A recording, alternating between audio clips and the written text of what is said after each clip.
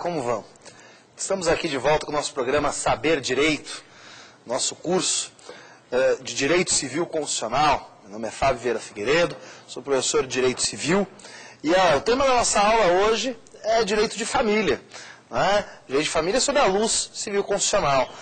Antes de iniciar a aula, gente, queria lembrar vocês aí o e-mail aqui do programa, saberdireito@stf.jus.br, tá? saberdireito@stf.jus.br. Mandem aí os e-mails de vocês com sugestões ou dúvidas, né? Trataremos hoje, então, direito de família, né? Ou a função social, a perspectiva civil constitucional do direito de família. Vamos tratar aí desse direito que é o mais próximo de todos nós dentro do direito civil, né? Todo mundo conhece alguma relação familiar conturbada que alguém já teve em algum momento, ou todo mundo já passou por alguma relação familiar conturbada, né? E o direito civil trata exatamente dessas situações de relações familiares conturbadas. O primeiro tema que nós vamos tratar aí dentro de direito civil é função social da família. Sem dúvida nenhuma, o livro do Código Civil que mais se alterou com a vigência desse Código de 2002, desse novo Código Civil, foi o livro de Direito de Família. O livro de Direito de Família teve uma alteração profícua em todos os seus aspectos, por força da alteração do Código Civil, em 2002. Mas de nada adianta a gente ficar falando das alterações e elencando artigos e por que mudou, por que não mudou, se a gente não entender qual foi o cerne dessa alteração. E o cerne dessa alteração foi a inserção desse moderno conceito de função social de família, ou função social da família. O que é essa função social da família? No que consiste a função social da família? Ora, consiste no livre desenvolvimento da personalidade de cada um de seus membros, sem que um esteja sujeito ao outro. Então, função social da família nada mais é do que o livre desenvolvimento da personalidade de cada um de seus membros, sem que um esteja sujeito ao outro.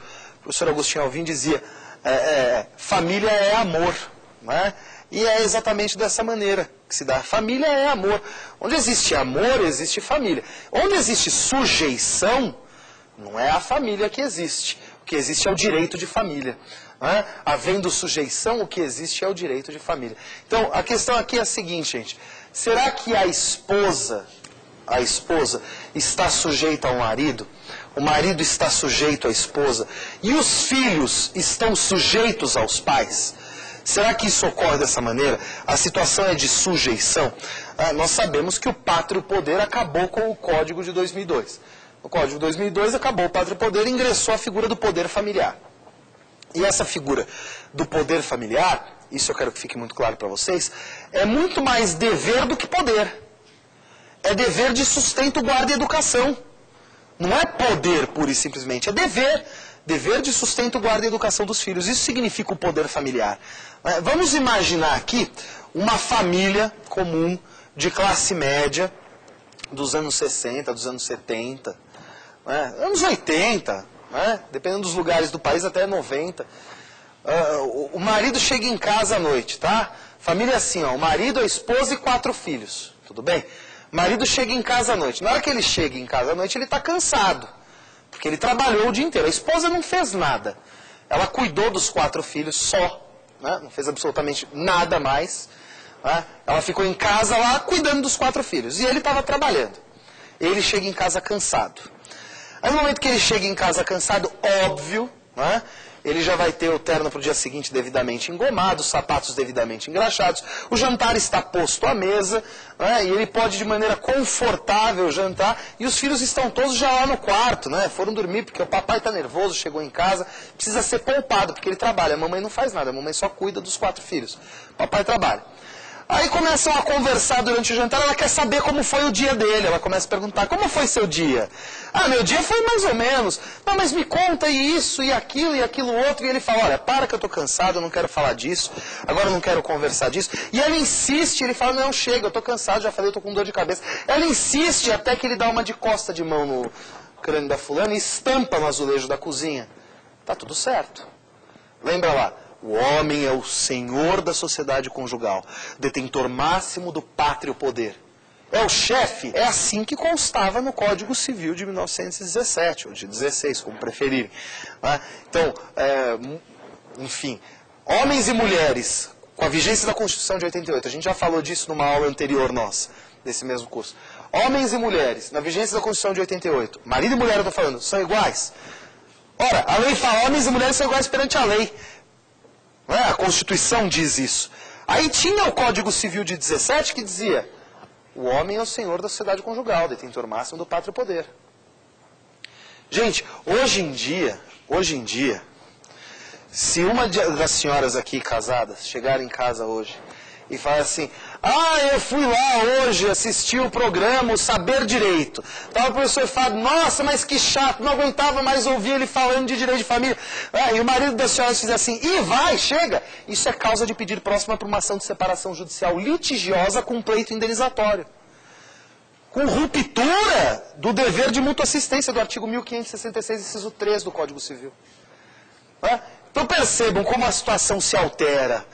Esse dever de mútua assistência, esse desenvolvimento da personalidade, essa ausência de sujeição, alterou o panorama familiar, alterou o panorama do direito civil. Até bem pouco tempo atrás, se a gente imaginasse uma situação de disputa de guarda, certamente vai ficar com a esposa. Será que vai ficar com a esposa hoje? Vai ficar com aquele que comprovar as melhores condições socioeconômico-afetivas. É assim que diz a lei. Não vai ficar com a esposa, óbvio. Mas o bebê está amamentando, óbvio que vai ficar com a mulher. Né? Mas a gente está falando de uma disputa entre marido e mulher, da guarda de um filho. Essas situações todas se alteraram. E nós passamos a analisar a isonomia substancial dessa situação. Então, é a partir desta tônica, desta moderna tônica do direito de família, que deve ser analisada a relação familiar.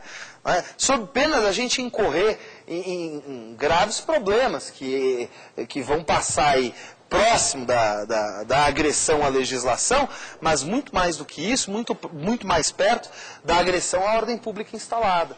E esse é o grave risco. Então eu queria falar com vocês sobre dois temas dentro do direito de família, essencialmente. Quais sejam? Casamento e extinção do casamento. Então, casamento como negócio jurídico e a extinção do casamento.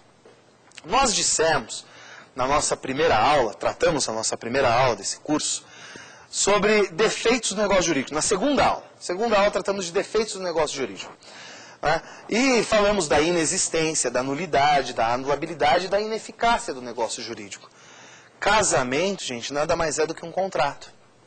O casamento é um negócio jurídico.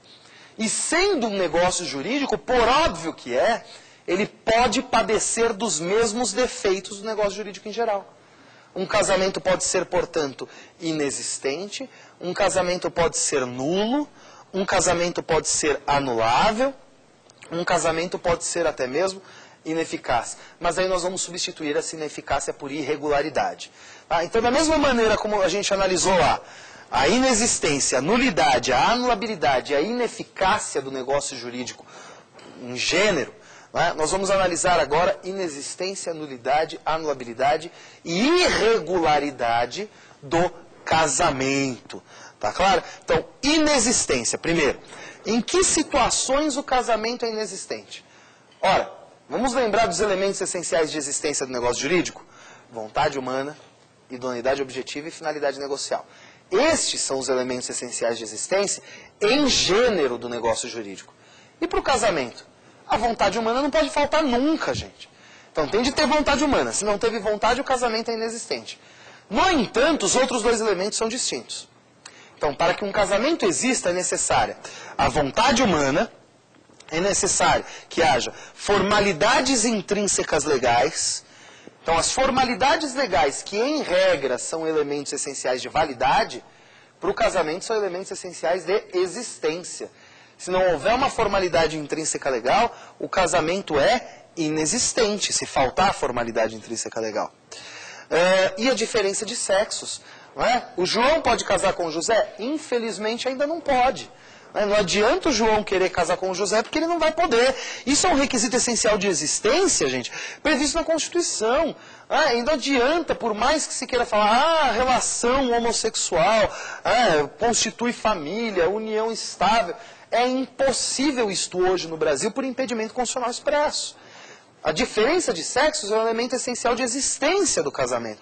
Então precisa de uma reforma constitucional para acontecer isso. Por mais que se queira forçar nesse sentido, hoje, da maneira como se encontra o nosso texto constitucional, é impossível tratar de uma situação dessa. Então a diferença de sexos é um elemento essencial de existência do casamento. Pois bem, então o casamento pode ser inexistente? Pode ser inexistente. Se não houver vontade humana, se faltar uma formalidade intrínseca legal, ou se faltar a diferença de sexos. O casamento pode ser nulo. Há a possibilidade de nulidade do casamento? Então vamos lembrar aí que nós tratamos da situação de nulidade do negócio jurídico em geral. Tratamos do artigo 166, tratamos do artigo 167, tudo isso na nossa segunda aula.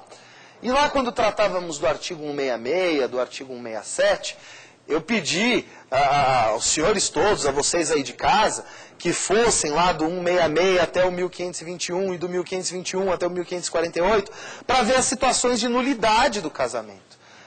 Então todo mundo foi lá, acompanhou 1521, 1548 e 166. Por quê? Porque o artigo 1667 do Código Civil, artigo 166, inciso 7 do Código Civil, diz que é nulo o negócio jurídico quando a lei taxativamente o declarar nulo ou proibir-lhe a prática sem cominar sanção. Então, se a lei proíbe a prática de um ato e não comina a sanção, a situação é de nulidade. Vamos ver o que faz lá o artigo 1521 do Código Civil? O artigo 1521 do Código Civil tem o seguinte caput: não podem casar. Ora, ele está proibindo a prática de um ato. Ele não comina a sanção. Então, todas essas situações aqui do artigo 1521 do Código Civil são situações de nulidade do casamento. Então, vamos analisar cada uma delas aí. Primeira situação do 1521. Não podem casar os ascendentes com descendentes, seja o parentesco natural ou civil. Ora, gente, seja minha filha sanguínea, seja minha filha adotiva, é óbvio que eu não posso me casar com ela. Se eu me caso com a minha filha, este casamento é o quê? Nulo de pleno direito.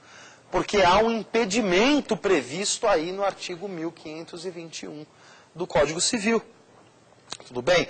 Aí no inciso 2, trata os afins em linha reta. Quem é parente afim em linha reta, hein?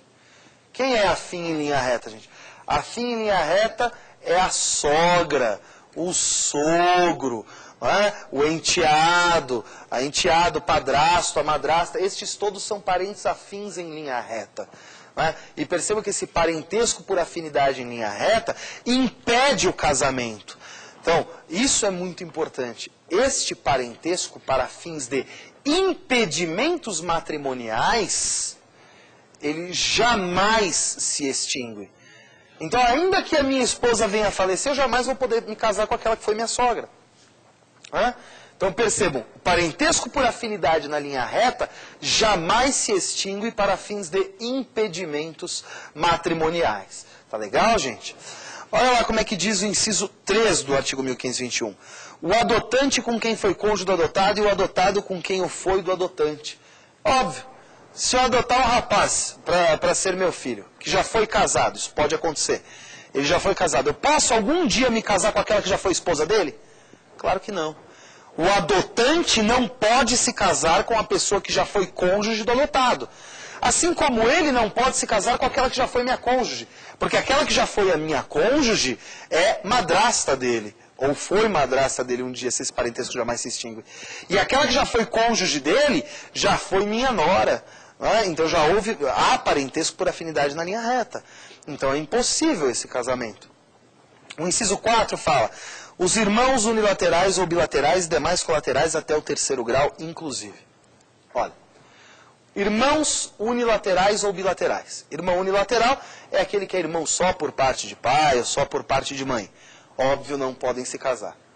Com muito mais razão, não podem se casar os irmãos bilaterais.